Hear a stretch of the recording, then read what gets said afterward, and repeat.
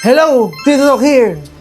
So, day 10 na po tayo ng Spin the Wheel series. So, this is series na i-discuss natin yung mga sakit na ikot. So, disclaimer lang, hindi ko alam lahat. Pero itatry ko yung best ko na i-discuss lahat. So, yung mga na bet dyan, pasensya na kayo ha. I will try my best. Okay? Canine distemper virus! What?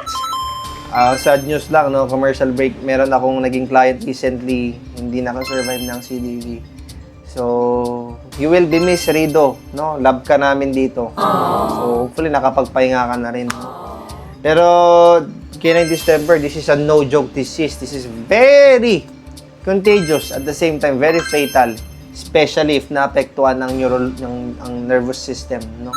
So, dalawa na ang naging case ko dito. Pero sadly, hindi ko ma-confine because this is highly contagious. So, CDV is caused by canine distemper virus.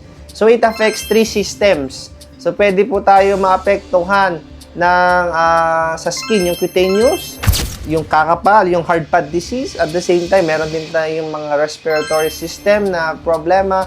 Ito yung mga pagkakaroon ng nasal and ocular discharges, coughing, and phlegm. May mga ganun nun, nagkakaroon ng phlegm. And then, yung pangatlo, which is the very delikado. Delikado rin si 2, pero si 3 kasi, ito yung nervous system.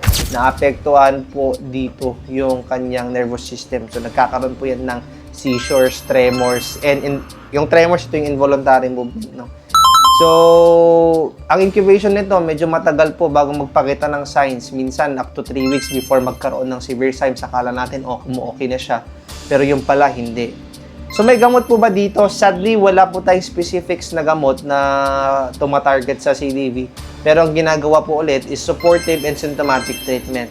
So, meron yung mga immunoglobulins naman, like yung Canglov D Forte, binibigay din yun to help. Pero again, this is not a medication.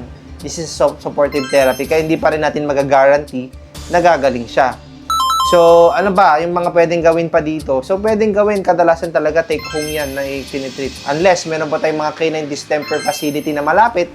Pero, syempre, medyo magastos yung mga ganun. Pero, I assure you naman, nabibigay talaga yung mga gamot dyan. At talagang nag-invest yung mga vet clinics na may distemper facility. So, may protection? Yes, may protection po sa CDV. Meron po tayong vaccine dyan, yung DHPPIL. Yung D doon sa DHPPI ay yung distemper. Tama ka, distemper. So, mahalaga po ang 5-in-1 vaccine. Binibigay po yan as early as 6 weeks old. And dapat ang last shot niya should be 4 months and 15 days. So, depende na yan sa interval ng vet mo. So, yun lang ang spin the wheel for the series ngayon. So, run free, Rido. No? So, again, vaccine. Napakalaga yan. So, meron tayo dito sa clinic. Daan na lang kayo. Barangay Kinabite, Bawang La Union, HTM Sanchez Building. In front of Latter-day Saints Church and Philvision Trading. Nag-advertise na ako. So, bye-bye! See you next wheel. Okay?